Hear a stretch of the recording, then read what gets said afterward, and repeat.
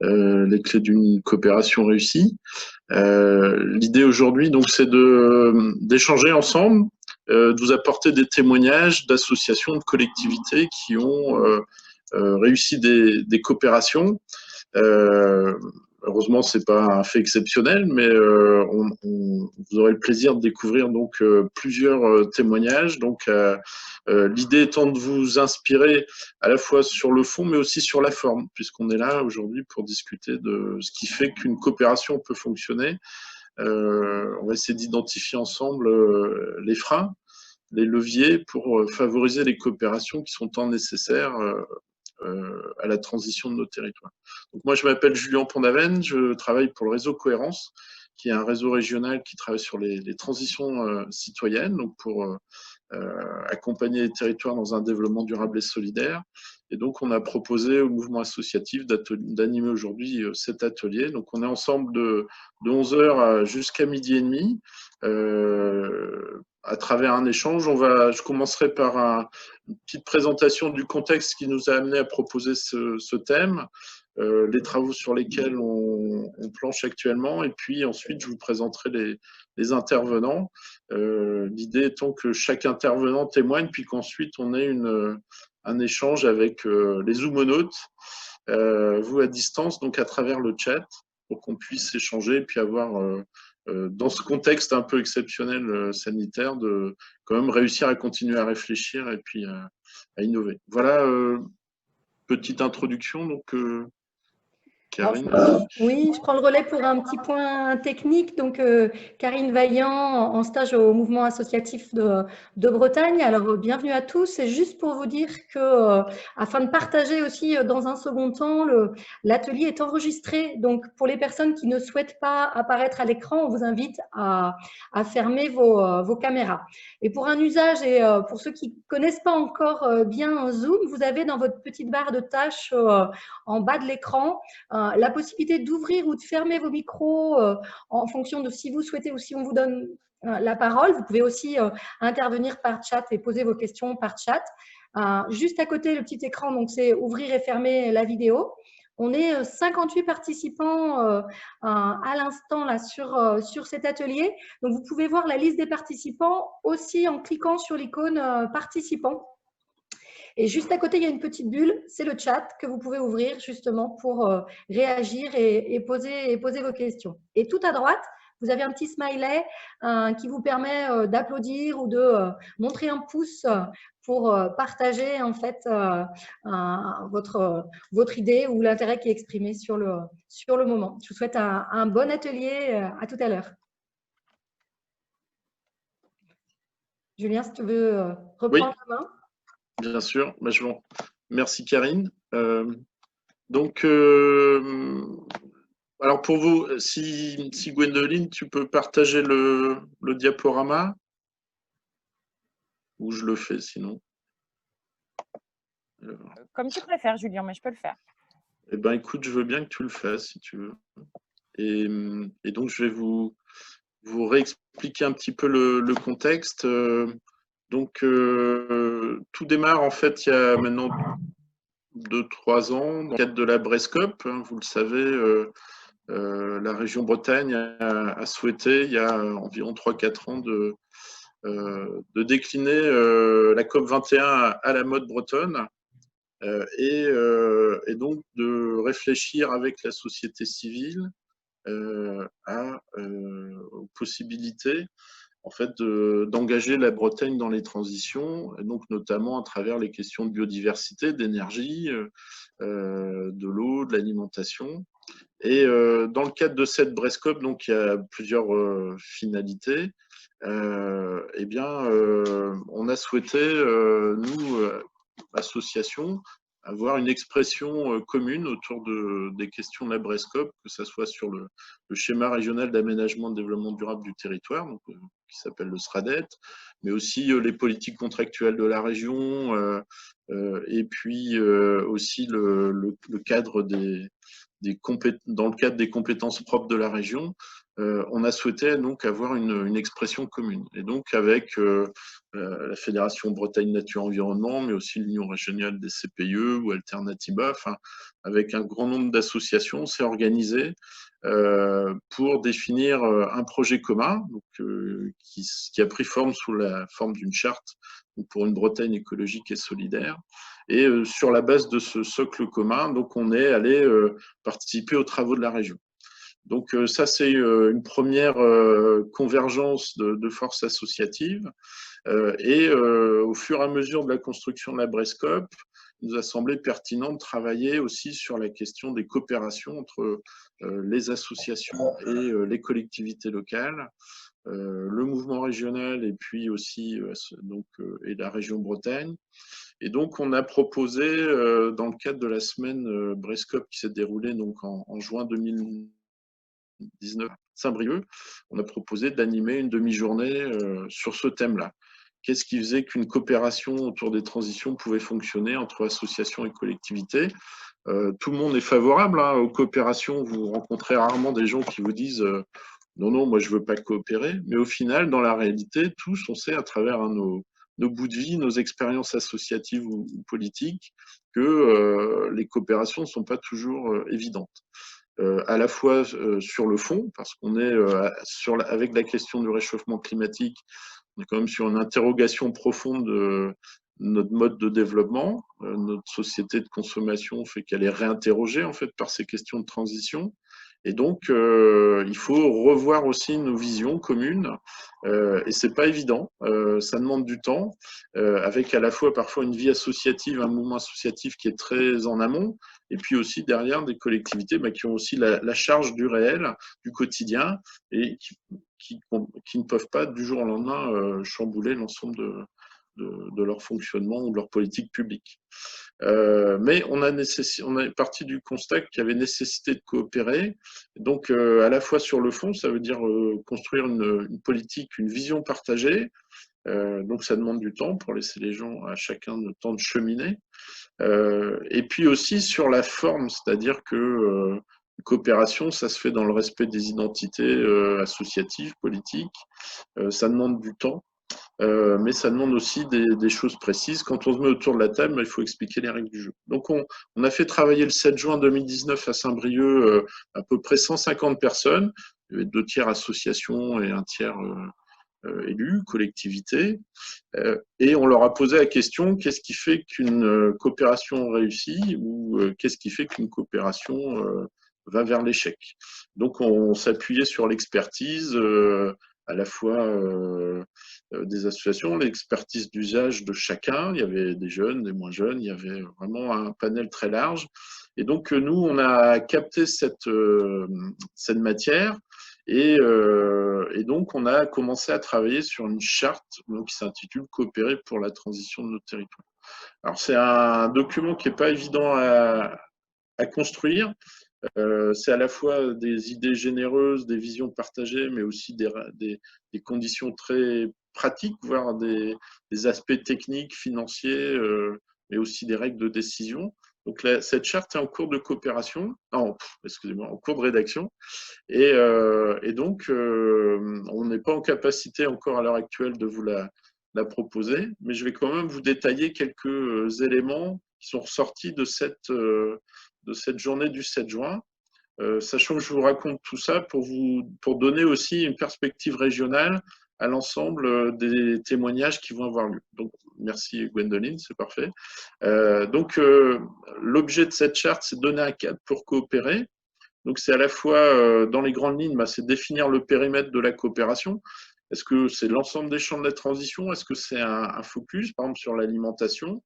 On sait bien qu'on peut être en accord sur une thématique de coopération. On peut avoir une vision partagée entre des associations et des collectivités sur le champ de l'énergie, par exemple, mais on peut être aussi en désaccord à côté sur d'autres champs, que ce soit l'agriculture. Voilà. Donc, nous, ce qui est ressorti de cette journée du 7, c'est que c'est important de définir le périmètre de la coopération. Qu'est-ce qu'on veut faire ensemble? Qu'est-ce qu'on ne veut pas faire ensemble? Et puis aussi lui donner une durée, parce que ça permet de se réinterroger régulièrement sur est-ce qu'on va ensemble dans le même sens? Est-ce que c'est bien un objectif partagé qu'on mène ensemble? Donc c'est ça, partager des objectifs communs, et puis aussi définir des règles de dialogue et de décision, savoir qui constitue l'ordre du jour, qui participe au vote, quel est le chemin, le processus de la décision, pour, dans le cadre aussi d'une co-responsabilité, mais aussi, à la fois on est co-responsable d'un projet commun, mais aussi chacun ne peut pas être responsable d'actions sur lesquelles il n'a pas forcément les moyens d'agir. C'est aussi à la fois une co-responsabilité, mais aussi dans le respect des capacités de chacun. Et donc, l'idée étant d'avoir donc des engagements partagés et spécifiques dans cette charte, c'est-à-dire qu'il y a l'idée, c'est d'aboutir à un fonctionnement commun avec des engagements associatifs et de collectivité, donc dans le fonctionnement. Et puis après, chacun aussi, par sa nature, a ses propres responsabilités. Autant on peut demander d'avoir un engagement dans le temps long dans le cadre à une collectivité. Parallèlement, on peut demander aux associations de faire un effort sur la mutualisation. Enfin, donc je vais vous présenter quelques idées fortes qui sont sorties de la charte, mais il y a 51 items, donc je ne vais pas tous vous les développer, mais l'idée c'est de vous donner un petit peu le contenu.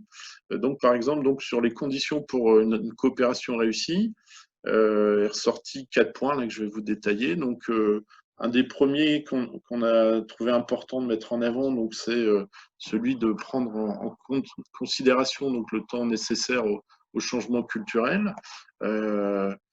Changement culturel sur à la fois nos façons de décider, mais aussi sur notre mode de développement, donc nos modes de consommation, de production, de gouvernance. Et à la fois, il faut accepter un temps de réflexion nécessaire pour changer nos visions et nos systèmes, nos paradigmes. Et pour autant, on trouvait important de rappeler qu'il y a une urgence à agir. La fenêtre de tir pour sauver les meubles, entre guillemets, faire en sorte que nos territoires puissent accueillir les générations futures, qui sont déjà nées, mais de manière digne, tout ça nécessite d'agir rapidement, c'est-à-dire dans les années qui viennent, sinon on obère le futur. Donc ça nous semblait important d'expliquer ça, de rappeler ça dans le cadre d'une coopération. Deuxième point que je voulais partager avec vous, donc c'est aussi le respect des personnes, c'est-à-dire souvent on oppose les idées, mais derrière il faut aussi savoir respecter les personnes avec qui on coopère, sinon on va être dans un conflit. On peut avoir raison tout seul, mais ça ne fait pas forcément avancer non plus le débat. Donc une des idées fortes qui est ressortie du 7 juin, c'était le respect des personnes, de leurs valeurs, leur positionnement, savoir aussi dépasser les caricatures ou les procès d'intention, chose qu'on entend souvent sur le terrain, à la fois déconstruire nos préjugés, parce qu'on est des fois les uns et les autres appuyés sur des certitudes qui méritent d'être réinterrogées. Et puis donc l'idée c'est d'établir un dialogue de qualité dans une confiance réciproque, parce que si on commence à cheminer, on va se mettre en déséquilibre, on va avancer, on va faire un pas vers l'un, vers l'autre. Pour que cette coopération fonctionne, il faut qu'il y ait des points de confiance. Et puis donc travailler dans la bienveillance, la transparence, la communication non violente, c'est une compétence. Moi, je vous invite personnellement à acquérir, parce qu'on a besoin aussi, pour aller plus vite, d'être équipé pour mieux coopérer. On va passer à la diaporama. Voilà, diapo suivante. Merci Gwendoline. Alors donc, toujours dans cet esprit-là aussi d'écoute, c'est accepter le cheminement réciproque, savoir qu'un compromis, pour nous, en tout cas, c'est pas une compromission. C'est-à-dire que faut se mettre d'accord sur un sujet, sur une action commune, sans forcément accepter ou valider l'ensemble des positions que les uns et les autres peuvent accorder. J'aime beaucoup citer le maire de Los Angeles qui dit le projet rassemble et les bannières repoussent. Là, je pense que dans cet esprit-là de la charte, il est des coopérations qui sont nécessaires, ce qui ne veut pas dire qu'à côté, on n'a pas droit au désaccord. C'est important aussi d'accepter ces désaccords, parce qu'ils sont souvent au cœur des sujets de société. Mais il faut déjà les identifier. Puis dernier point que je partage avec vous, parce que l'important c'est aussi ensuite de nous écouter, de participer. Donc l'idée c'est de mettre en place donc une gouvernance transversale, transparente et partagée, donc compréhensible par tous, qui ne soit pas accaparée par des spécialistes de la transition. Parce que pour nous, c'est important que ça soit accessible à la population. Et donc, évidemment, la transition, c'est souvent des politiques transversales. Donc, il faut savoir dépasser la question des silos. Et donc, ce que je disais tout à l'heure, établir des règles de gouvernance claires pour préciser le chemin de la décision avec des questions qui peuvent paraître triviales, mais qui sont importantes pour une coopération réussie, à savoir qui vote, qui fait partie d'un conseil local de coopération sur les transitions, qui participe aux décisions, comment sont validées et qui arbitre aussi. Voilà. Donc c'était le dernier, 4 extraits en fait de ce qui est ressorti le 7 juin. Pour la suite, donc ce que je vous disais, il y a 51 items qui sont ressortis. Donc maintenant, il faut réussir à les organiser, à les rendre opérationnels et accessibles aux acteurs locaux, parce que l'idée, c'est pas d'avoir une charte, passerait l'expression, on se tape sur les cuisses, voilà, on a bien travaillé. L'idée, c'est quand même de fournir au territoire, aux faiseurs, un cadre qui soit favorable à la coopération, en tout cas qui le favorise au maximum.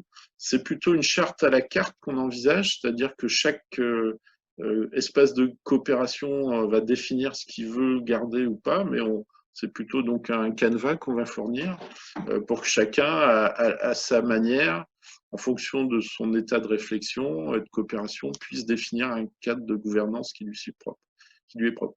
La coopération à Lorient, d'où je vous parle, ça ne sera peut-être pas tout à fait la même à Dinan ou à l'Anilis. Donc, à chacun aussi de définir son cadre, à la fois les thèmes, mais aussi la façon de fonctionner. Et donc, l'idée pour nous, c'est dans les semaines, les mois qui viennent, d'aboutir à un document opérationnel, peut-être accompagné de nécessité de se former à ça.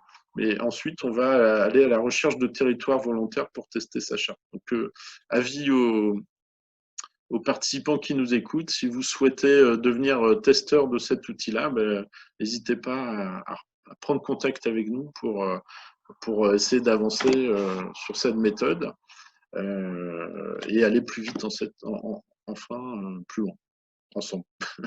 Plus nombreux, voilà. Voilà, je veux pas être plus long. Je ne sais pas si vous avez des questions sur ce que je vous ai présenté avant que je donne la parole à Vanessa, si elle a réussi à nous joindre. Est-ce que tu la vois, Pauline? Est-ce que, si vous voulez poser des questions, donc vous avez vu, c'est plutôt dans le chat. Si c'est trop long à écrire, on peut vous donner la parole, mais l'idée, c'était plutôt pour des questions d'efficacité de poser la question par écrit.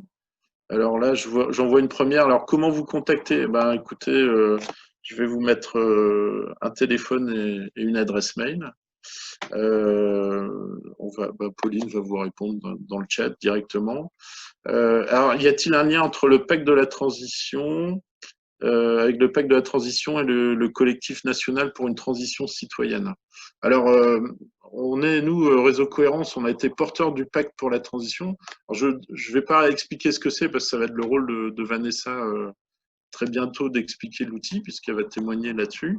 Mais effectivement, la charte qu'on est en train de rédiger, elle va pouvoir épauler les territoires qui ont signé dans le cadre des élections municipales un pacte de la transition, qui est en fait un engagement des acteurs, à l'époque des candidats, donc des futurs élus. Puis certains candidats sont devenus élus, pas tous, mais certains. Et donc la charte sur laquelle on travaille va pouvoir va être un outil en fait au service des acteurs locaux qui ont signé la pacte de la transition. Et on est en lien donc avec le collectif national pour une transition citoyenne. On en parlait pas plus tard que jeudi. Voilà. Est-ce que vous avez d'autres questions sur ce que je vous ai présenté? Je vois qu'il y a déjà... Donc, il y a certainement des territoires qui seraient testeurs de ce document-là. Je le dis Hennebont notamment. ce qui ne m'étonne pas. Est-ce que vous avez d'autres questions ou est-ce que alors, est-ce que Vanessa est là? Elle est là. Donc, je vais vous présenter les 4 intervenants.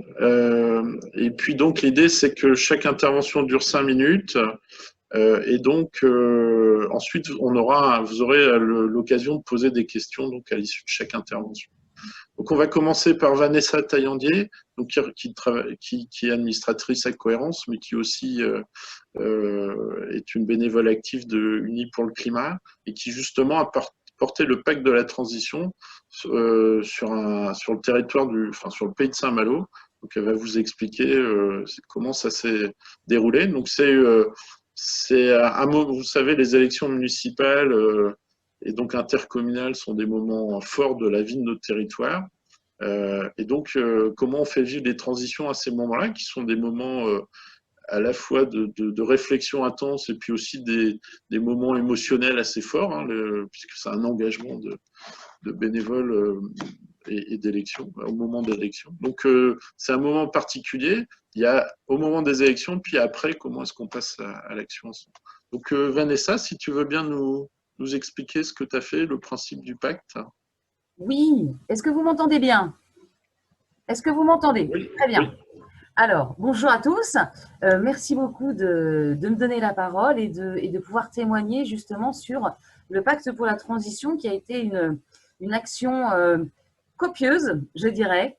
Alors, qu'est-ce que le pacte? Eh bien, le pacte, ce sont 32 mesures qui ont été concoctées par justement un collectif qui s'appelle Transition citoyenne et qui propose des mesures avec plusieurs forces, force 1, force 2 et force 3. Donc, les candidats aux élections se positionnaient sur des mesures qui ont attrait, par exemple, à l'aspect social, à l'aspect écologique, à l'aspect finances publiques ou encore à la démocratie participative.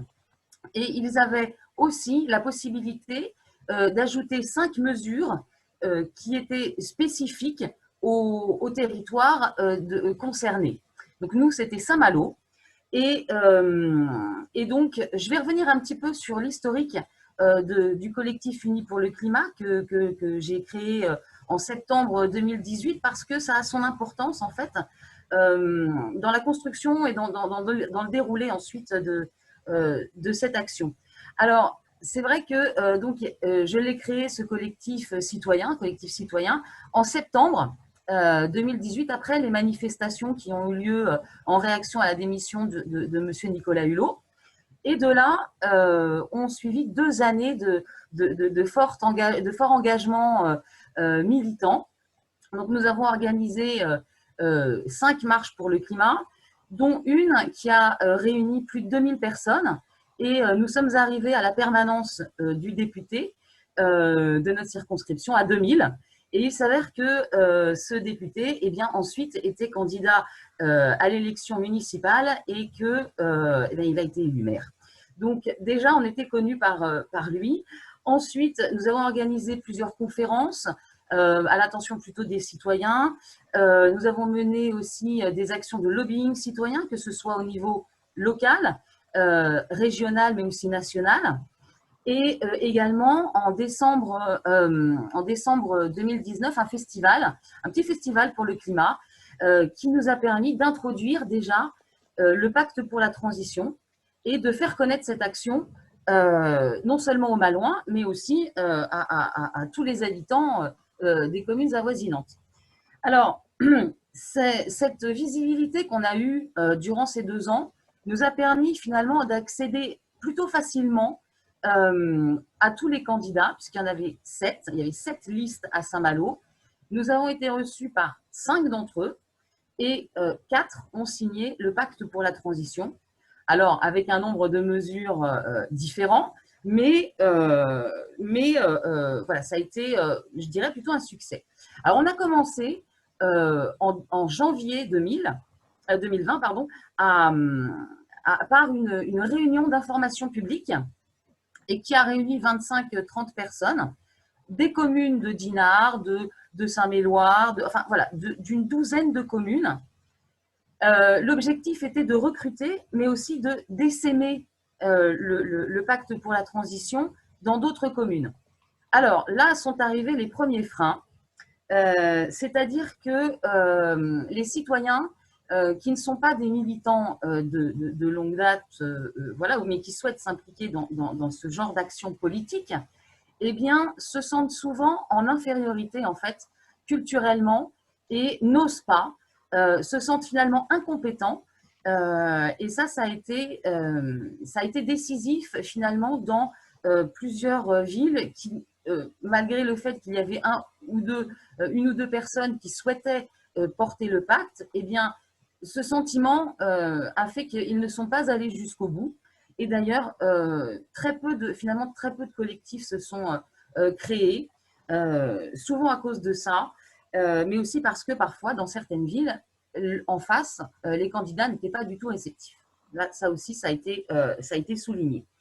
Donc, après cette réunion publique, on a réussi quand même à recruter quelques personnes. On a commencé par éplucher les programmes de tous les candidats au regard du pacte pour la transition. C'est-à-dire qu'en fait, on étudiait leur programme selon chaque mesure du pacte, ce qui fait qu'on avait une trame commune à tous les candidats et que finalement, on éclairait les citoyens sur leurs positions respectives. Parce qu'on a aussi remarqué que cette année, beaucoup de candidats avaient finalement, surtout à Saint-Malo, moi je vous parle de ce que je connais plus particulièrement, les candidats à Saint-Malo avaient peu ou prou les mêmes intentions, les mêmes éléments de langage, les mêmes intentions. Donc, il fallait, d'une certaine manière, réussir à les différencier. Et finalement, le pacte a permis cela. Et donc, nous avons effectué 5 interviews filmées que nous avons ensuite mises sur Internet. Ces interviews ont duré environ 1h30. Ce qui a vraiment permis d'aller dans le détail, mais aussi qu'en face, ils puissent donner une réponse longue. Parce que souvent, que ce soit dans les journaux ou dans les débats à la télévision, le temps de réponse est assez court et finalement, on ne peut pas on ne peut pas savoir le fond de leur pensée. Et effectivement, moi, je me suis bien attachée à essayer de poser parfois des questions difficiles, de les mettre parfois en réalité avec le terrain, avec certains dossiers de l'agglomération qu'ils sont censés donc aussi connaître au moins. Et donc voilà, donc ça a été assez fructueux. Moi, j'ai trouvé que c'était très intéressant. Les candidats aussi ont été très contents de ces interviews. Et ensuite, bon, vous savez qu'après les événements Covid ont un petit peu tout perturbé. Donc, on n'a pas pu faire grand-chose pour le deuxième tour.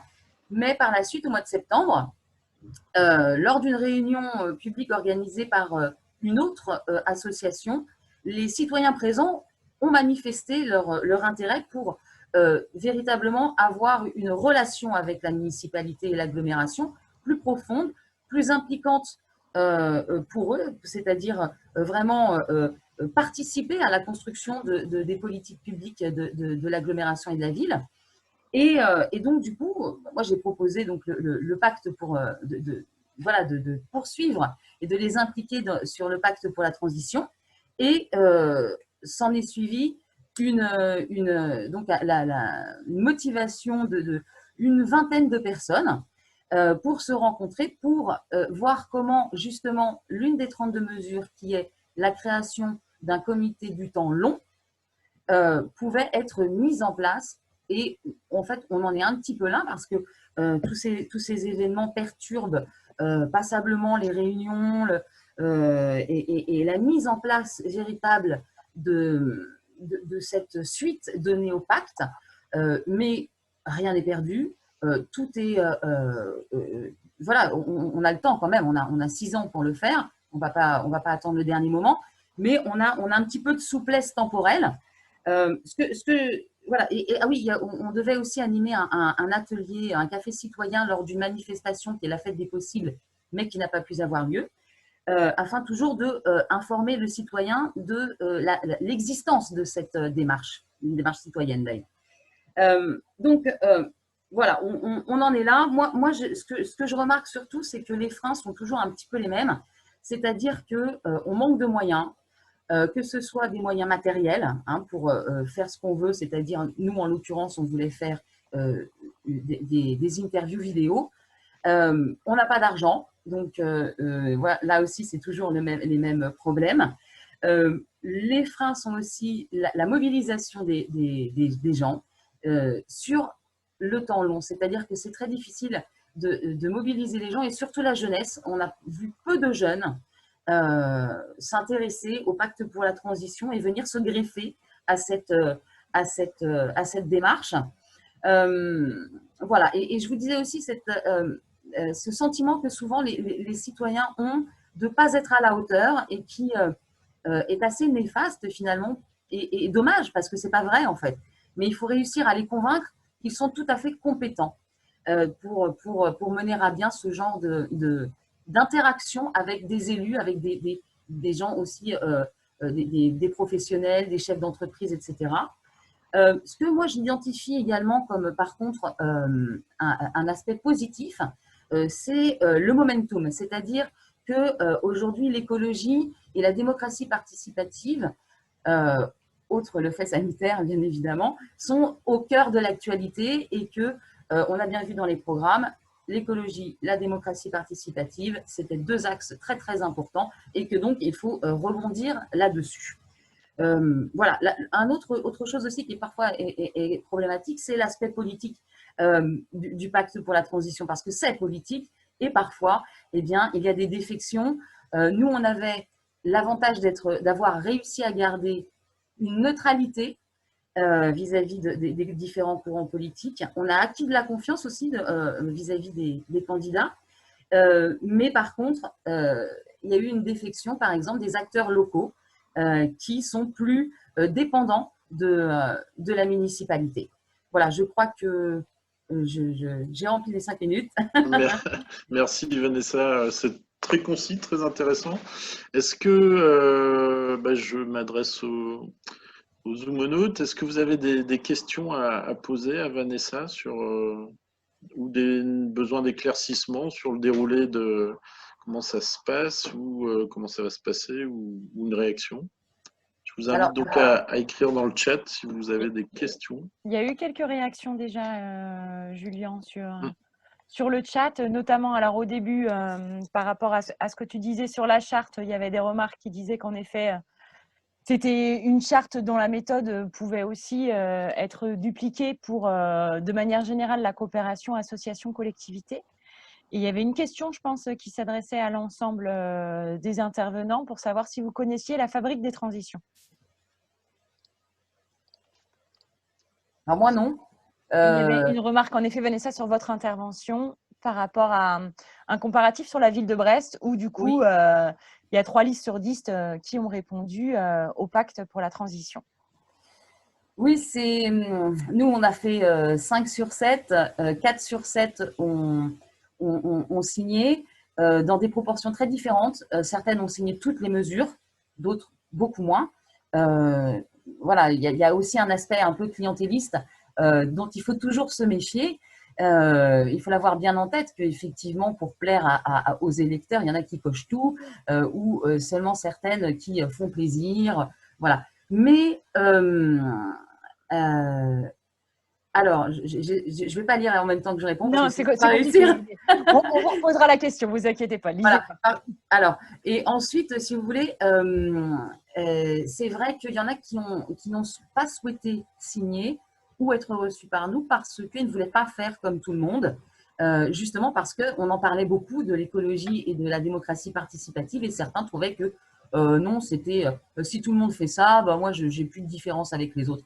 Voilà, c'est des petites choses un peu politiciennes qui sont inhérentes en fait aux campagnes voilà, politiques. On a également une question de Bénédicte. Alors, peut-être que vous pouvez la poser directement en ouvrant votre caméra et votre micro. Bénédicte. Alors, je ne sais pas où vous êtes, Bénédicte. Soit je lis votre question, soit je vous laisse la poser directement. Alors, bonjour, je peux ouvrir mon micro, mais ma caméra, ça va être un peu plus compliqué. Oui, en fait, vous parlez des outils de mobilisation. Je crois qu'il y a effectivement on entend beaucoup d'acteurs associatifs expliquer que mobiliser les jeunes, c'est compliqué. Or, des études montrent que les jeunes n'ont jamais été autant mobilisés pour différentes causes. Et du coup, je me demandais quels outils, Vanessa, vous avez utilisés pour mobiliser, parce que vous dites, on essaie de mobiliser les gens. Quel type d'approche vous avez vis-à-vis d'eux? Est-ce que vous faites du contact direct? Est-ce que vous avez d'autres outils? Et voilà, en fait, ma question, c'est quels outils vous utilisez pour mobiliser notamment les publics jeunes? Alors, les publics jeunes, on les a rencontrés précédemment, plus en amont en fait du pacte pour la transition. Moi, j'avais participé à des salons du développement durable organisés dans un lycée. On avait soutenu effectivement le collectif des jeunes Youth for Climate qui s'était constitué. Donc, on avait des liens en fait déjà avec eux et avec certains professeurs d'ailleurs. Mais peut-être que, j'allais dire, c'est plus un truc de vieux. La politique, c'est peut-être dans le bassin malouin, j'entends bien, hein, parce que c'est peut-être pas vrai ailleurs, mais dans le bassin malouin, il a été compliqué de les attirer vers cet aspect politique. Et il faut dire aussi que parfois, la mobilisation de la jeunesse, c'est un peu l'arbre qui cache la forêt, parce que si oui, ils ont voulu à Saint-Malo faire des manifestations, on s'est quand même très vite aperçu que c'était plutôt pour sécher les cours que véritablement pour faire quelque chose de concret. J'en veux pour preuve une manif qu'ils ont organisée. Ils se sont trouvés 300 devant les lycées, puis quand il a fallu déambuler et faire ils avaient prévu un clean walk, et ben, il n'y avait plus personne, ils se sont retrouvés à 7. Donc, bon voilà, c'est vrai, il y a de la mobilisation de la jeunesse. Je pense qu'elle est plutôt vraie dans les grandes villes, où il y a déjà beaucoup de présence de collectifs et d'acteurs politiques. Voilà, je n'aurais pas plus à vous dire pour l'instant, je ne pense pas à plus. Ah oui, il y a quelque chose aussi, c'est que comme on n'est pas nombreux, on ne peut pas se multiplier beaucoup et aller faire de la prospection comme ça facilement avec nos vies par ailleurs. Donc voilà, il y a une espèce de contrainte, d'effectifs aussi et de disponibilité temporelle, voilà, qui sont pas faciles. Il y avait en effet un peu une question complémentaire dans ce sens-là pour savoir si vous aviez des liens avec le milieu scolaire. Oui, je suis anciennement professeur et donc oui, j'ai activé mes réseaux et donc tous les jeunes que j'avais réussi à rencontrer, mais ça les a pas branchés. Ça les a pas branchés. C'était pas quelque chose dans lequel peut-être ils se reconnaissaient ou ils sentaient qu'ils avaient une place, voilà, pour porter, pour aller rencontrer les élus. Voilà. Mais c'est peut-être vraiment que malouin, hein. Faut pas prendre ça pour quelque chose de général, hein, je précise. Alors, moi, il y a un autre atelier dans le cadre des assises qui touche aussi la mobilisation des jeunes. Donc, il faudra faire des ponts pour voir comment on peut aussi mobiliser les jeunes qui sont très actifs hein, sur les questions de transition, mais qui, d'après ce que je vois, s'engagent, mais de manière plus courte et puis aussi sur des sujets plus concrets, en fait. Et c'est vrai que le temps de l'action collective à l'échelle d'une collectivité fait que pour un jeune qui est là, peut-être sur un territoire pendant 1 an pour faire ses études, ça va être trop long, en fait. Donc, je pense que c'est à nous de savoir faire un pas vers la jeunesse, plutôt que de leur dire venez dans notre association, engagez-vous pour 10 ans. Il faut savoir trouver aussi les modalités de leur engagement. Et c'est vrai certainement aussi du côté des collectivités. En effet, là-dessus d'ailleurs. Voilà, il y a des rebondissements. En effet, les ateliers en lien avec la jeunesse, c'était hier et où il est ressorti que la question des transitions est la première cause d'engagement des jeunes aujourd'hui. D'accord. Peut-être parce qu'on va passer la parole maintenant à Jean-Luc, s'il est avec nous. Tout ça pour vous dire qu'il y a aussi, c'est vrai que là, on est sur un volet pour répondre à une question sur donner la parole aux citoyens. on voit bien qu'on est là aujourd'hui sur un atelier très spécifique, c'est sur le moment de coopérer, comment on passe à l'action. Mais évidemment, en amont, il y a tout le travail aussi d'écoute, il y a tout ce qu'on appelle la démocratie participative, c'est des champs qui sont passionnants à explorer, mais là, on va essayer de se concentrer sur, une fois qu'on a dit qu'on voulait coopérer, comment on fait pour que ça se passe bien. Mais c'est évident qu'en amont, il y a d'autres outils à actionner. Et puis, il y a aussi ce qu'on regrette, nous, souvent à Cohérence, c'est qu'il n'y a pas un investissement dans le citoyen. C'est-à-dire, les collectivités ne prennent pas le temps de former les habitants. Ils vont se former eux-mêmes, les élus et les agents. Et puis, d'un seul coup, ils vont vers les habitants en disant « Venez, on va coopérer sur les transitions. » Hein, quoi, qui, comment, qui fait quoi? Je pense que ça, c'est quand même un des éléments importants. Il faut aussi que via les dispositifs de formation, mais aussi portés par les collectivités, il y ait ce temps-là pour équiper et outiller les citoyens si on veut qu'ils soient vraiment actifs et qu'ils n'aient pas ce sentiment-là que disait Vanessa de ne pas être à la hauteur. Voilà, alors on va donner la... Alors, voilà, donc Vanessa s'excuse, mais elle nous avait prévenu, il faut qu'elle s'occupe des générations futures, elle doit aller chercher sa fille à l'école. On te remercie, Vanessa, pour ce témoignage très intéressant. Et on va donner la parole à Jean-Luc, s'il est là. Sinon... Oui, avec le micro activé, ça va mieux. Voilà. Donc Jean-Luc Danet représente là aujourd'hui l'association Bretagne Énergie Citoyenne, qui est basée sur le sud Bretagne, et puis en excroissance, l'entreprise On s'y met. Ils vont nous expliquer les collaborations qu'ils mènent avec différentes collectivités pour développer les énergies durables et citoyennes. Je te donne la parole, Jean-Luc. Merci. Je vais partager mon écran. Hein. Voilà.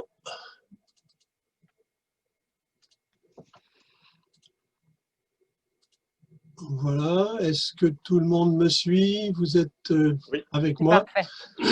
Voilà.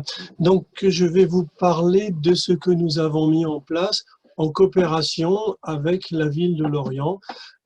Dans un premier temps, avec l'association Bretagne Énergie Citoyenne, et dans un deuxième temps avec aussi, comme le disait Julien, l'excroissance que nous avons créée, qui est la société, une SAS, une société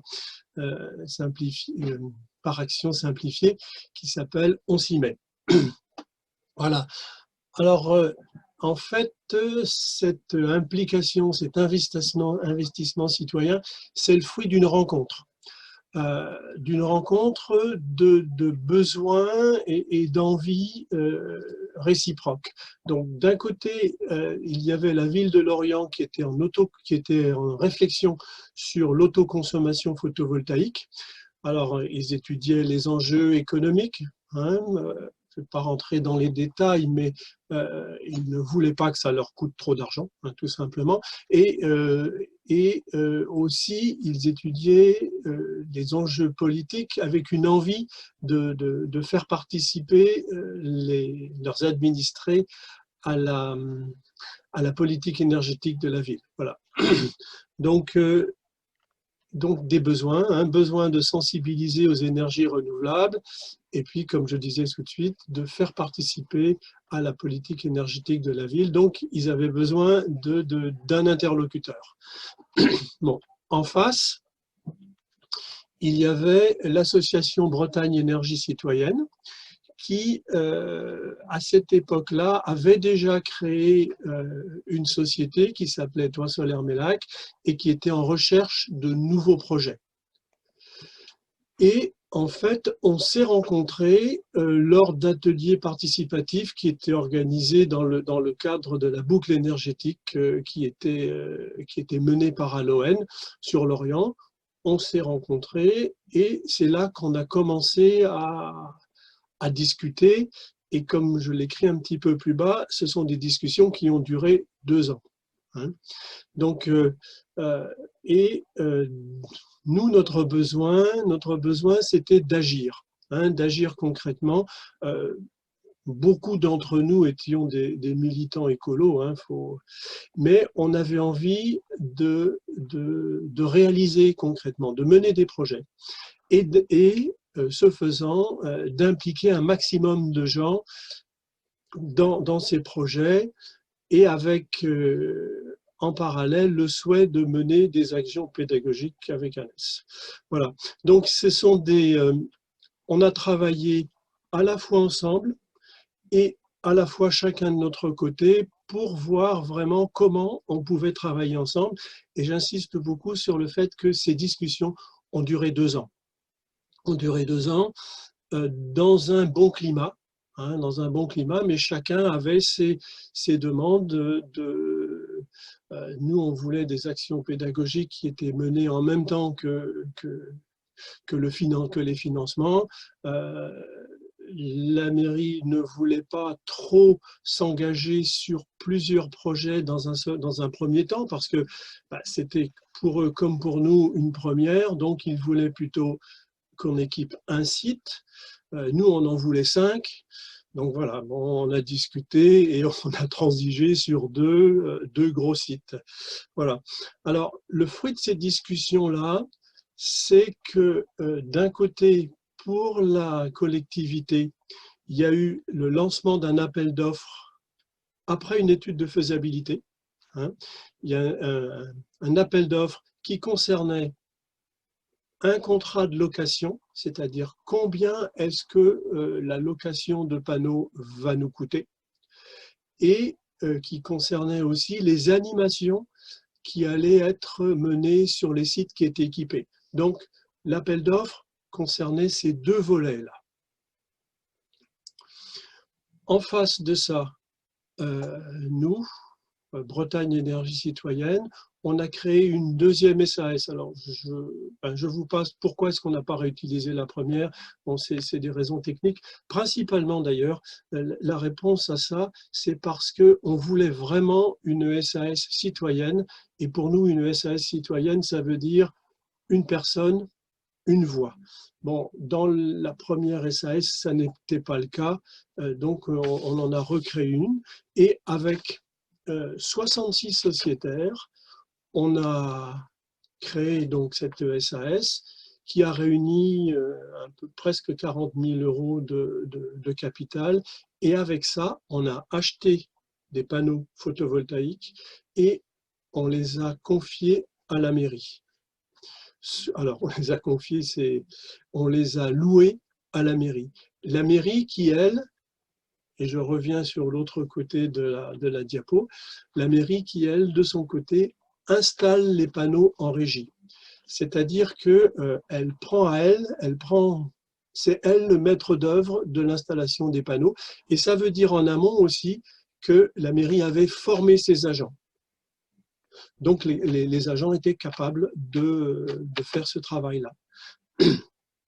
Et puis, pour terminer avec cette diapo-là, c'est que on a créé une société de projet parce que, à mon sens, il n'y a pas d'autre moyen d'agir concrètement, mais que c'est un outil, ce n'est qu'un outil, et que vraiment notre objectif, nos objectifs, ce sont les objectifs de l'association, c'est de développer les énergies renouvelables, de faire de la sensibilisation citoyenne et d'aller vers une éducation populaire.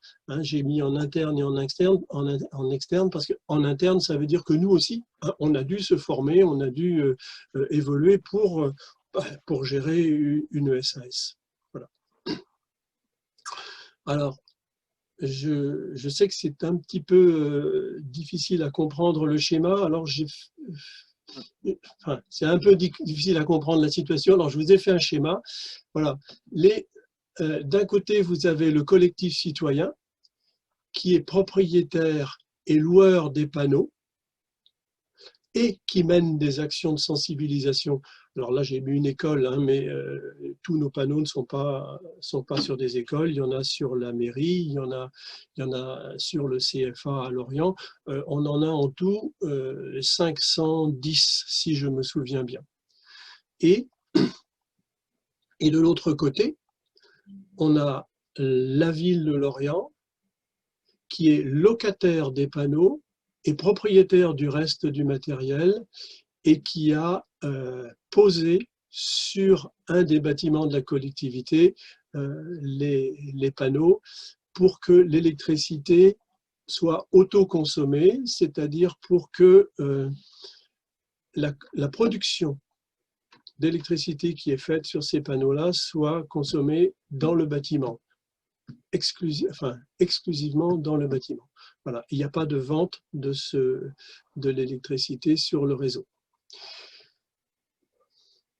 Voilà. Et dernier point, on a veillé, et ce n'était pas le moindre challenge, de faire en sorte que l'électricité consommée l'électricité produite sur les bâtiments et consommée dans le bâtiment ne revienne pas plus cher que l'électricité qui est tirée du réseau. Donc on voulait avoir un équilibre. Bon, sur le premier projet, cet équilibre-là n'a pas été vraiment atteint. Hein. Ça a coûté un peu plus cher à la collectivité de travailler avec nous que de tirer l'électricité du réseau. Mais sur les 3 projets suivants, on a réussi à être à peu près concurrentiel avec l'électricité tirée du réseau. Voilà. Très bien, merci Jean-Luc. Est-ce que de la même manière, donc là vous voyez je pense les coopérateurs. Voilà, c'est la première réunion des coopérateurs. Ils sont beaux ces citoyens. N'est-ce pas? Est-ce que vous avez des questions sur Jean-Luc? Alors je vous invite plutôt à poser des questions sur les méthodes, cette histoire de coopération qu'il vient de nous raconter, plus que sur le volet technique qui peut être intéressant, mais vous retrouverez... Ça peut faire l'objet d'une discussion à part. Est-ce que vous avez des... J'ai peut-être une précision pour aller dans le sens de ce qui était dit tout à l'heure. Pour qu'il y ait vraiment coopération, il y a vraiment un élément qui est important, qu'on a retrouvé nous à chaque fois, parce que bon, ça c'était nos premières armes avec Lorient, et on est en discussion avec d'autres collectivités. Voilà. Et à chaque fois, c'est très intéressant d'arriver à avoir en face de soi le couple élu-technicien. Parce que les élus veulent des choses, les techniciens veulent ou pas des choses, et notamment on a un projet sur une commune proche de Lorient où on n'a pas pu mener à bien ce projet parce que les techniciens n'étaient pas d'accord, parce que ce projet représentait pour eux une surcharge de travail. Voilà, tout simplement. Donc il faut vraiment avoir comme interlocuteur, si on veut une coopération fructueuse, il faut avoir et les agents et les élus. Voilà, j'en ai fini. Je ne pense pas que tu en aies fini, mais en tout cas pour le moment, est-ce que vous avez des questions sur ce que vient de partager Jean-Luc ou des témoignages sur des projets similaires, peut-être, très brièvement?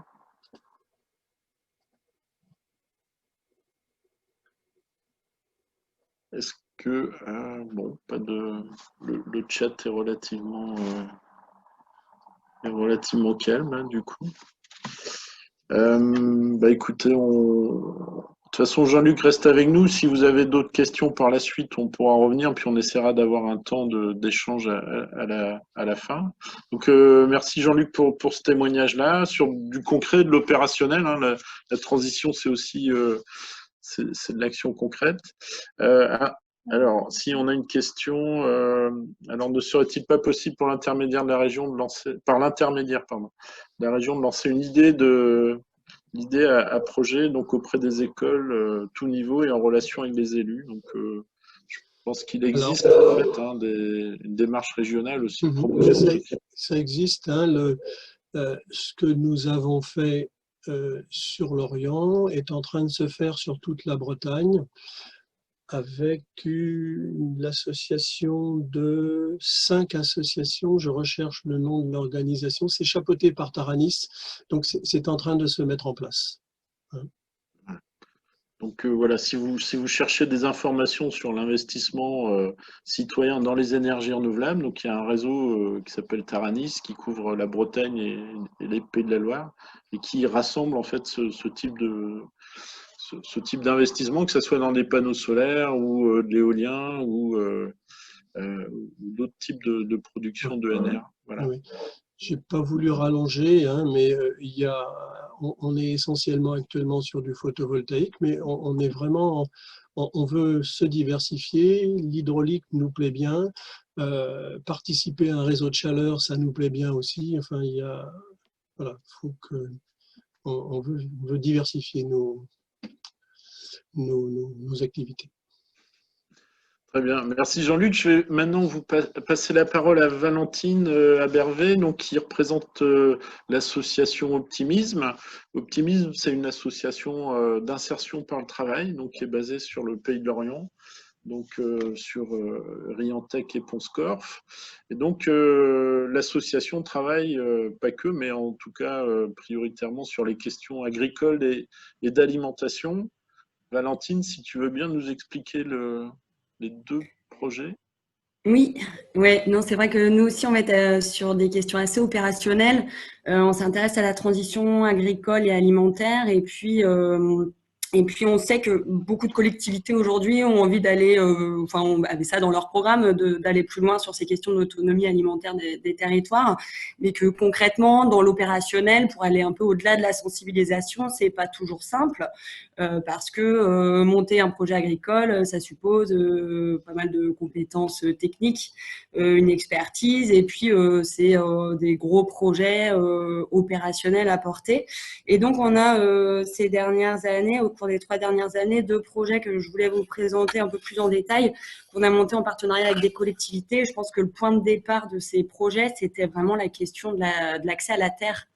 Parce que nous, les projets qu'on porte, c'est des projets de production agricole bio destinés au circuit court, qu'on va développer soit dans un cadre plus bénévole, soit dans un cadre agricole plus professionnel pour créer des emplois aussi sur le territoire dans l'agriculture bio. Et du coup, nous, en tant qu'association, on a quand même des difficultés à accéder au foncier agricole. Et c'est vraiment en dialoguant avec les collectivités qu'on peut trouver des solutions, parce qu'il y a des collectivités qui ont des terrains qu'elles souhaitent valoriser, elles souhaitent avoir des actions concrètes sur leur territoire, mais elles n'ont pas forcément l'expertise ou les moyens opérationnels de les porter. Et puis nous, à l'inverse, ben voilà, on cherche des terrains pour développer nos actions. Donc, une première action qu'on a apportée, donc c'était en partenariat avec la commune d'Hennebont, c'est le verger citoyen d'Hennebont. Alors, j'avais quelques photos ici. Je vais vous partager mon écran. Je ne sais pas si ça marche, non? Non, on ne voit rien là. Ok. Il faut que les photos soient ouvertes en amont, Valentine. Ouais, c'est ça. Ok.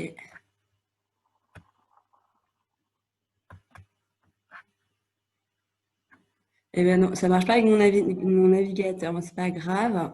On pourra faire sans les photos. Donc concrètement, sur Hennebont, ce qu'on a fait, c'est que la mairie avait un terrain de 4 hectares situé à proximité d'une route passante, donc qui ne se prêtait pas forcément à une installation agricole pour un exploitant particulier. Donc, on a proposé sur ce terrain de lancer un verger citoyen. Donc, c'est-à-dire qu'on a mobilisé des citoyens dans le cadre d'une campagne de finances participatives. On a acheté ensemble des arbres fruitiers, essentiellement des pommiers. Et on a planté au cours de pas mal de chantiers participatifs des arbres avec des habitants d'Hennebont et puis aussi avec des scolaires.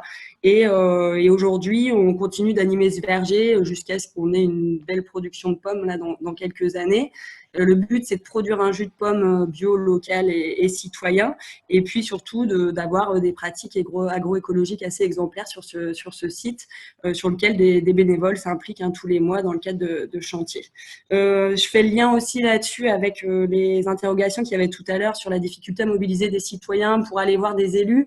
C'est vrai que ça, c'est une autre porte d'entrée pour mobiliser les citoyens dans la transition agricole et alimentaire, qui est peut-être moins impressionnante, ou c'est peut-être une première porte d'entrée intéressante parce que les gens ont envie souvent de mettre concrètement la main à la pâte, quoi. Donc ça, c'était un premier projet. C'est sûr que c'est vraiment né de cette initiative de la commune d'Ennebon de faire quelque chose de ce terrain et de pas le construire ou de pas l'affecter à un autre type d'activité. Et aujourd'hui, on a un bail avec la commune qui va sur une durée de 20 ans. Donc c'est vraiment aussi des partenariats qui s'inscrivent dans la très longue durée. Le deuxième projet, c'est une ferme urbaine qu'on a montée sur Lorient, dans un parc urbain, juste à côté d'un quartier politique de la ville, parce que, encore une fois, nous, ça faisait longtemps qu'on cherchait un terrain, on avait envie d'expérimenter une autre manière d'accompagner des jeunes qui avaient envie de s'installer en agriculture. Et donc, on a conçu tout un dispositif pour les accompagner dans cette installation. Et il y a eu cette opportunité, en échangeant avec la ville de Lorient, sur voilà, le quartier de Bois du Château, dans lequel il y a un grand parc paysager, avec un potentiel aussi un potentiel foncier sur lequel on pouvait envisager de monter un projet agricole. Donc aujourd'hui, à Bois du Château, il y a une ferme maraîchère de 1 hectare qui a commencé à commercialiser ses légumes bio l'année dernière, au printemps dernier. On a formé 5 jeunes sur cette ferme et il y en a 2 qui vont s'installer durablement sur cette exploitation. Et pour nous, encore une fois, cette exploitation, elle sert beaucoup de levier de sensibilisation, de mobilisation citoyenne pour reconnecter les gens à l'origine de leur alimentation et puis qu'ils puissent très concrètement prendre un panier ou aller au marché de la ferme et acheter des légumes qui poussent juste en bas de chez eux. Donc ça, c'était aussi un exemple de coopération intéressante. C'est un projet assez technique, donc on a beaucoup travaillé en amont avec la ville de Lorient. On a monté ce projet ensemble et surtout, on est allé chercher des financements au niveau national pour ce projet. Donc, on est soutenu aujourd'hui par l'ANRU, l'Agence nationale du renouvellement urbain. Et voilà, en résumé, sur les coopérations, associations, collectivités, sur les questions de transition agricole et alimentaire, il y a vraiment cette question du terrain qui est essentielle. Voilà, où la collectivité peut mettre à disposition du foncier et puis au-delà de ça, elle peut accompagner le projet pour que le projet agricole, pour qu'il soit vraiment ancré dans le territoire, qu'il intéresse les habitants, qu'il soit un outil très concret de sensibilisation et puis d'accès à une alimentation de qualité et locale. Et puis nous, on apporte une expertise agricole et une capacité de portage opérationnel en fait de projets agricoles. Parmi les difficultés qu'on a rencontrées, il y a la question de la temporalité, où c'est pas toujours évident parce que sur des projets comme ça, il y a toujours énormément de contraintes techniques. Il va falloir qu'on accède à l'eau, qu'on ait accès à un terrain qui soit viabilisé, par exemple. Et entre les exigences d'un projet agricole où on peut pas prendre du retard pour irriguer les cultures, on a besoin de réaction, d'une vraie réactivité. Et puis les temps décisionnels des collectivités, des fois on a pu rencontrer des difficultés là-dessus. Et puis parmi les autres difficultés, c'est des questions de transversalité. C'est des projets certes agricoles, mais finalement qui vont mobiliser des services techniques d'une collectivité, des services d'espace vert, services politiques de la ville, services éducation, et c'est pas toujours simple de trouver des interlocuteurs qui ont une vision du projet dans sa globalité. Donc voilà, ça fait partie des questions qu'on a aujourd'hui sur qui sont les interlocuteurs au sein des collectivités qui sont à même d'accompagner ces projets dans leur dimension globale, en fait. Très bien, très bien. Voilà. Merci Valentine. Est-ce que, toujours un peu sur le même modèle de fonctionnement, est-ce que les internautes ont des questions sur ce projet, sur la méthode, ce qui a fait sa force? Il y en a déjà une qui est arrivée posé par Arnaud d'Eau et Rivière, donc celui qui concerne à la fois le témoignage de Valentine et de Jean-Luc, puisque c'est 2 exemples issus du Pays Lorientais.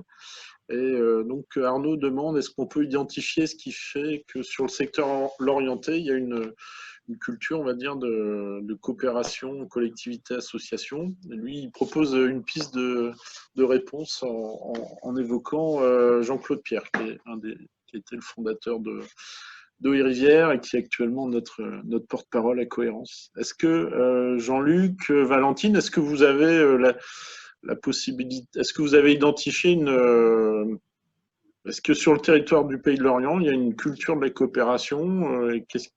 Si oui, comment elle pourrait s'expliquer?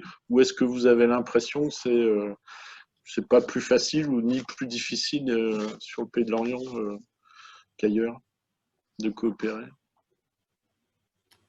Moi, je trouve que c'est pas forcément toujours simple. Je pense par contre que ce qui fait que c'est possible, c'est quand même qu'il y a des ambitions du territoire sur les questions enfin, il y a une charte de l'agriculture et de l'alimentation, il y a des ambitions sur l'agriculture bio, donc c'est plus dans le sens où nous, on va être force de proposition pour des projets qui s'inscrivent dans les ambitions du territoire que ces coopérations vont pouvoir se faire en fait.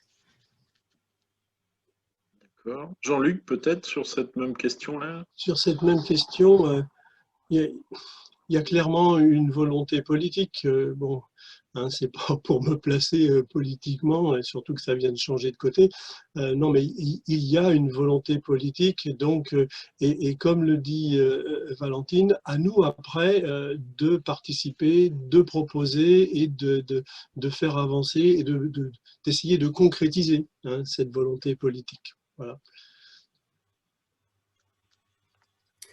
Il y a peut-être aussi des questions, enfin je pense sur nos deux projets, des questions de modèle économique aussi qui ont été assez peut-être travaillées. En fait, on est quand même sur des projets qui vont d'une certaine manière, en tout cas nous les projets agricoles qu'on porte, il y a un modèle économique qui a vocation à être viable à terme. Et finalement qui repose pas tant que ça sur l'implication dans le long terme par des subventions de la collectivité. Et peut-être que ça facilite aussi ces coopérations de long terme, ça facilite le fait qu'on puisse rester relativement indépendant dans nos actions. On peut continuer à les politiques agricoles de notre territoire, quand bien même on a des projets opérationnels, parce qu'ils ne sont pas complètement dépendants de la collectivité. Donc ça me paraît aussi assez important.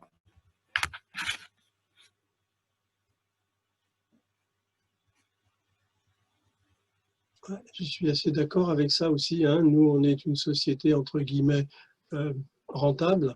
Bon, on ne promet pas à nos actionnaires des 1000 et des 100, hein, mais on veille quand même à la rentabilité et on est sans subvention. Ce qui fait que même si lors des premiers projets, il ne s'agissait pas de subvention, mais on a quand même été bien aidés.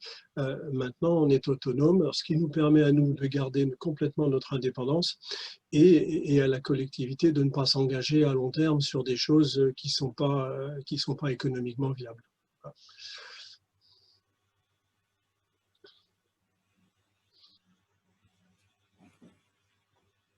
Oh, ton micro est coupé, Julien.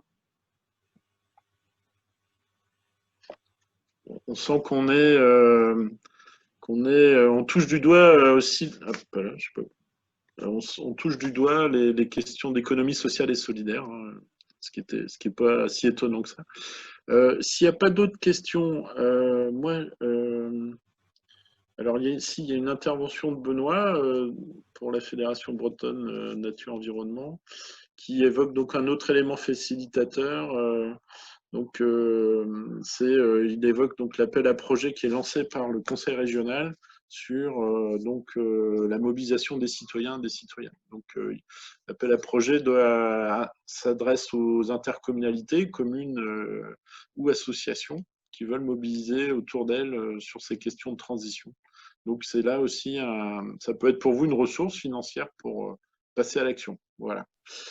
Maintenant, puisqu'on parlait de volonté de politique, la transition est toute faite. Je vais donner la parole à Laetitia Cour, donc, qui est adjointe au développement durable, à l'alimentation sur la commune de Saint-Aubin-du-Cormier, et qui est également administratrice du réseau Brudet. Donc, Brudet, c'est une association régionale qui rassemble des communes et des intercommunalités plutôt rurales, mais pas que, autour des questions de transition et de développement durable.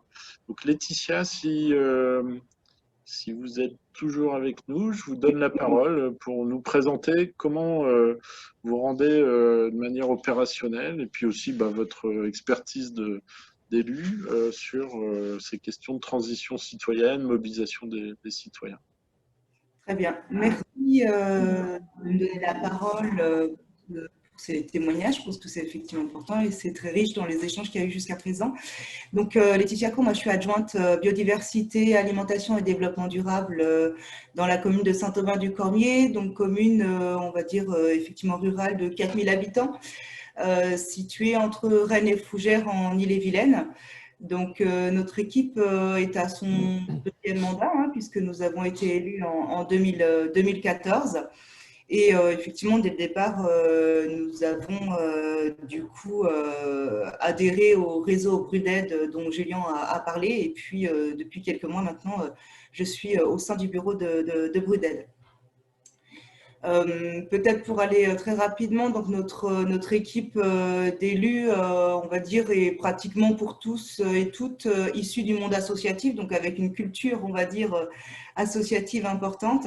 Et donc, dès le départ, en fait, de notre premier mandat, on a souhaité effectivement développer la participation citoyenne et la coopération avec les associations, puisque c'était tout naturellement, effectivement, que étant issus de ce monde-là, on souhaitait coopérer avec les associations locales. Il faut savoir qu'on a un tissu associatif fort sur Saint-Aubin-du-Cormier. Hein, je disais tout à l'heure 4000 habitants. Nous avons un peu plus de 60 associations sur la commune. Donc, il y a aussi une culture associative forte avec des associations très diverses et variées et puis rassemblant différents âges en fait, sur la collectivité. Voilà. Comment concrètement on a procédé? Donc la première chose, c'est qu'on a mis en place des commissions extra-municipales au sein de la collectivité lorsque nous sommes arrivés en 2014. Les commissions extra-municipales, en fait, sur différentes thématiques, que ce soit sur l'urbanisme, sur l'environnement, sur l'enfance-jeunesse, sur la culture, sur le sport, etc. Ces commissions extra-municipales, en fait, sont composées pour moitié d'élus, issus de la majorité et de la minorité, au prorata du nombre d'élus dans le conseil municipal, et pour moitié d'habitants. Alors, habitants, on va dire à titre individuel, ou habitants en tant que représentants d'associations locales. Donc ça, c'est très important. Je reviendrai sur ces commissions extra-municipales peut-être plus en détail. Je donne un petit peu une liste d'outils comme ça que je trouve intéressante à présenter.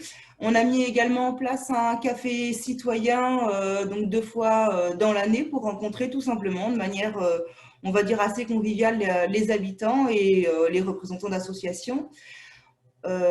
Plus récemment, je dirais il y a à peu près 3 ans, on a également organiser des visites des élus sur le terrain, donc des samedis matins, on va dire 4 fois dans l'année à peu près. Notre groupe d'élus, en fait, passe dans, on met en place une rencontre avec les citoyens d'un quartier. Et donc l'idée, c'est pareil, ça se fasse de manière très simple, très spontanée, c'est-à-dire qu'on se promène dans le quartier et les gens viennent nous rencontrer et échanger avec nous sur ce qui les concerne clairement sur leur quartier ou sur l'ensemble de la collectivité.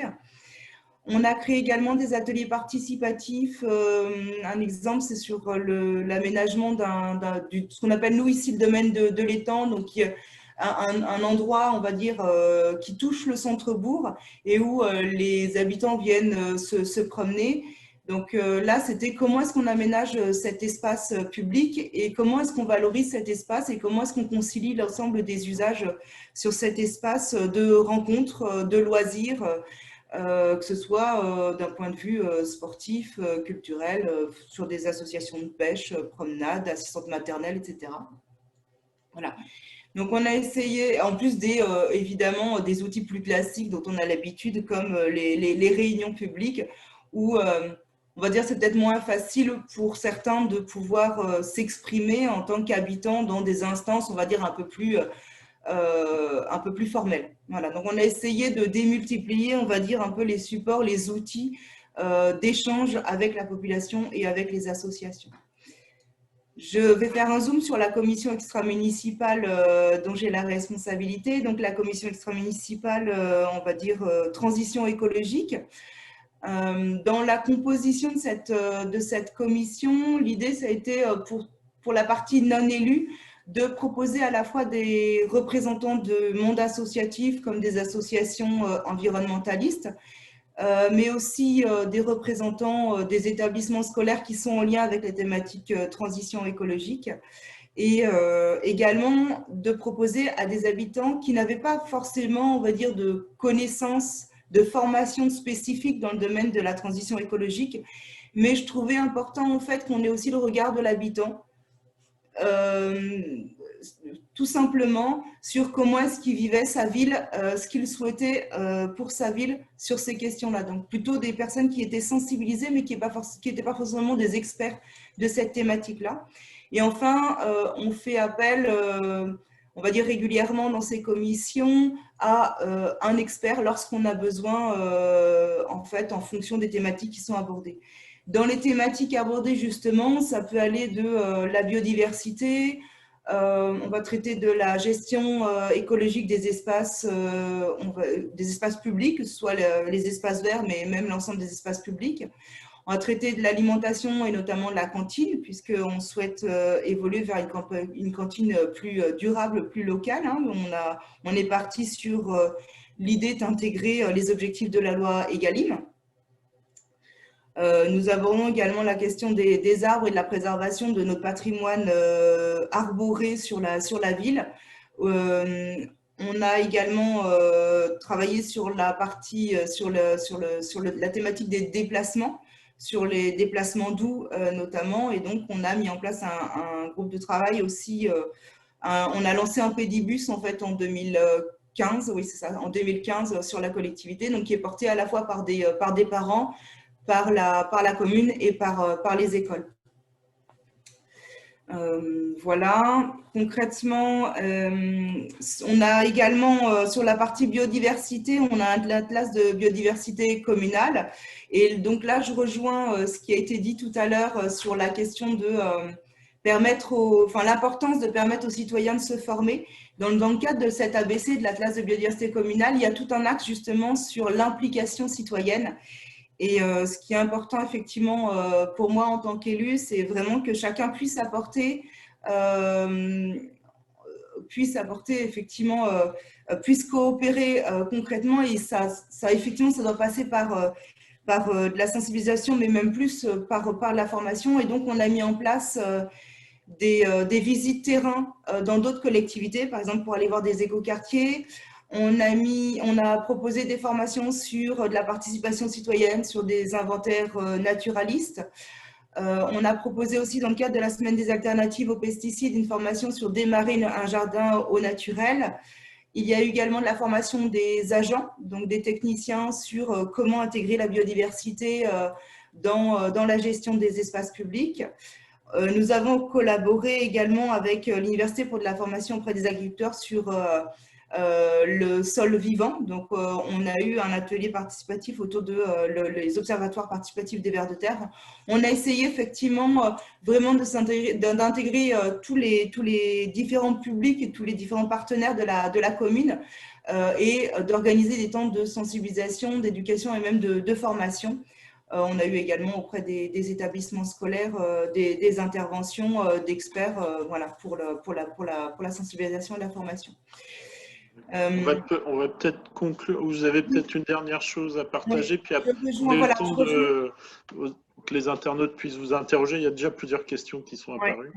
Je rejoins également la difficulté à mobiliser, parce que ces commissions extra-municipales, effectivement, durent sur la durée d'un, enfin, en tout cas, sur la durée d'un mandat. Hein. Donc, je rejoins la difficulté à mobiliser, en fait, un groupe de citoyens et d'associations sur de la durée voilà, de plusieurs années. Donc là, on est en train de réfléchir, on va un petit peu changer notre cadre, c'est-à-dire qu'on va garder les commissions extra-municipales sur vraiment de l'échange, sur des grandes orientations autour de cette question de la transition écologique. Et en parallèle, on va mettre en place des groupes de travail thématiques sur des sous-thèmes, en fait, avec vraiment des projets à court terme, comme la cantine, comme les sentiers de randonnée, comme le pédibus, etc. Donc, des choses vraiment très concrètes, avec un temps court, limité, des objectifs on va dire, très, très précis pour qu'on soit tout de suite dans l'opérationnel et puis pour que ça tourne effectivement auprès du groupe de travail et que ça ne s'essouffle pas au fur et à mesure du temps. Voilà. Très bien, Laetitia, On voit que ça prend corps, ça fait plaisir à entendre. Est-ce que, donc il y a plusieurs interventions déjà sur le chat. Alors il y a une intervention générale hein, qui est issue du mouvement culturel breton, hein, qui rappelle aussi que la culture fait partie du 4e pilier du développement durable et qu'elle fait aussi partie, que les questions de transition en font partie, et donc la culture bretonne aussi, puisque ça fait partie de notre territoire, bien évidemment. Et donc, dans l'internaute, là, Tanguy Loire nous rappelle que sur la ville donc, de Quimper, il y a un collectif interassociatif qui existe et qui vise à mettre en place donc, une commission extra-municipale, donc élue asso, comme vous venez de le présenter, mais sur les questions de langue et de culture bretonne.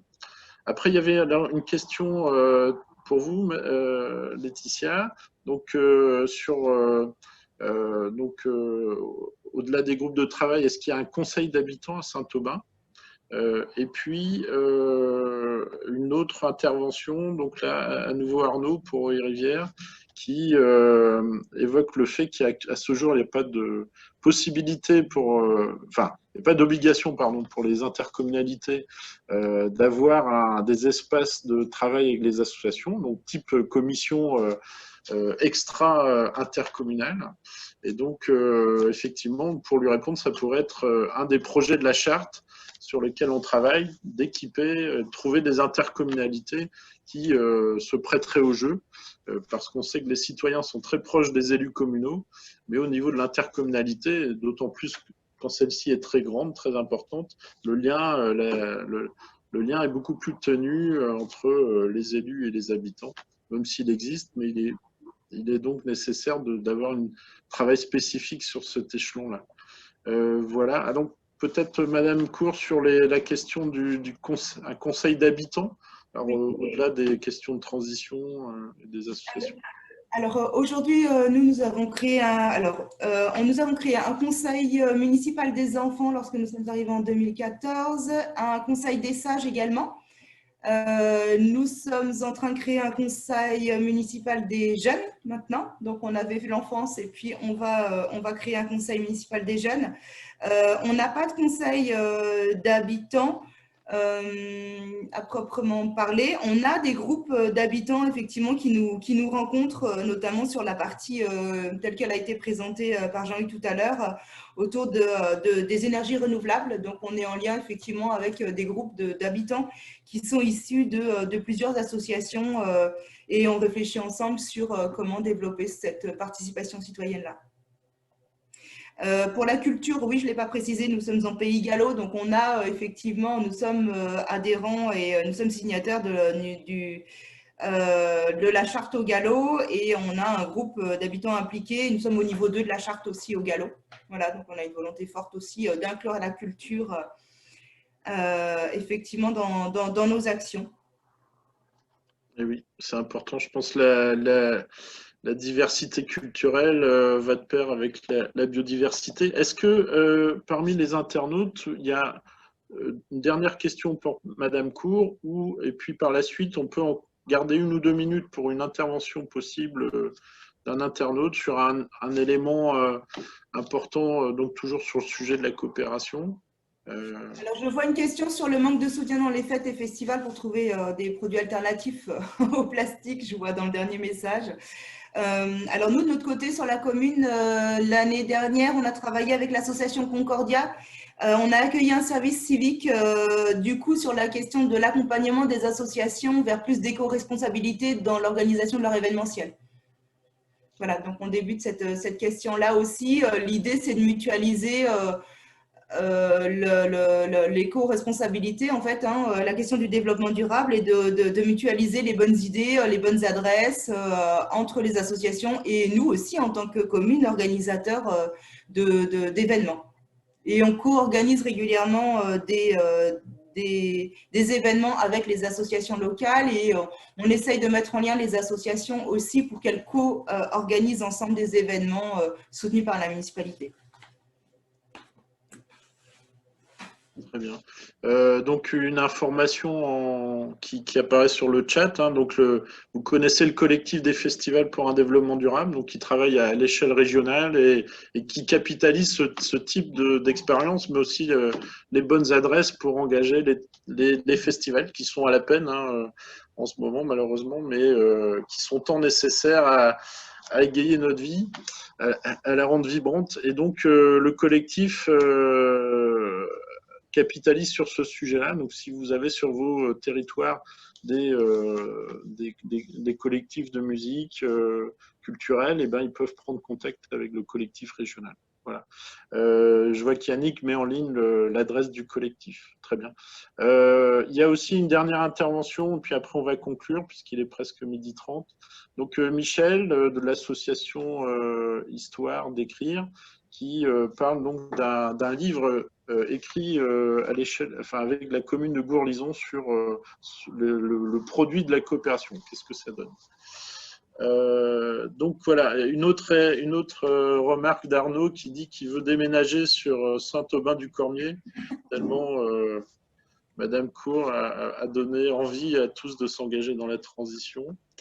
Voilà, donc on voit plusieurs messages hein, que je vous laisse prendre connaissance sur ce sujet-là. On va conclure, il est 12h30. Moi, je vous remercie d'avoir participé. J'espère que les témoignages vous ont donné envie d'y aller, malgré le contexte actuel. En fait, je sais que si vous êtes là, c'est que vous êtes des militants, enfin en tout cas sensibles à ces questions de coopération et de transition. Je vous invite à prendre contact avec nous si vous souhaitez travailler sur cette question de la charte de la coopération, que vous soyez contributeur ou testeur. Et puis, moi, ce que je retiendrai un peu des témoignages, c'est la phrase de Vanessa qui nous interpelle sur le fait que le citoyen, parfois, peut se sentir inférieur par rapport à des élus. Ça, c'est un danger dont il faut avoir connaissance. Il faut que ça reste une alerte chez nous. Je retiens la parole de Jean-Luc sur la nécessité d'avoir un couple élu-agent pour avoir des interlocuteurs complets, on va dire, au niveau des transitions. Je retiendrai la parole de Valentine sur la nécessité d'inscrire l'action dans la transversalité, de trouver de la transversalité au sein des collectivités, et puis aussi de s'inscrire dans le temps long, avec aussi une des clés de la réussite de la coopération, c'est d'être autonome financièrement, en tout cas dans le moyen ou le long terme. Et puis enfin, je retiendrai la parole de Laetitia sur la nécessité de réinventer aussi les espaces de coopération qui parfois peuvent s'essouffler. C'est logique. Et donc, savoir se réinventer, changer de format, pas forcément peut-être d'esprit, mais en tout cas de modalité pour trouver de nouvelles personnes et s'engager.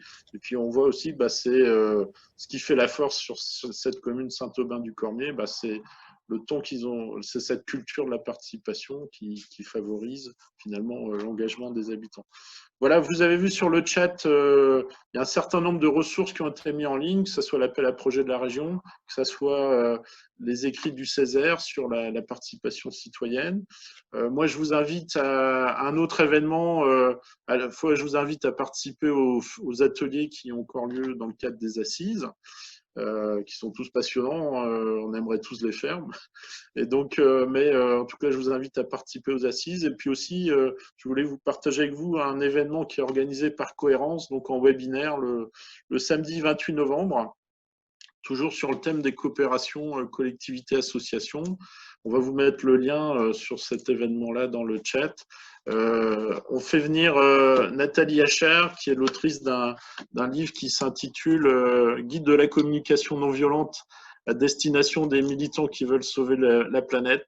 Je pense qu'on est au cœur du sujet. Et donc voilà, j'espère vous y retrouver. Et puis, je vous remercie et je vous souhaite une belle journée et au plaisir de vous rencontrer sur le terrain pour changer le monde. Merci au mouvement associatif aussi de nous avoir accueillis sur cette proposition d'atelier. Voilà. Kenavo. Merci à vous aussi, le réseau Cohérence, pour cet atelier très riche. On se retrouve dans 2 minutes à côté, du coup. Merci.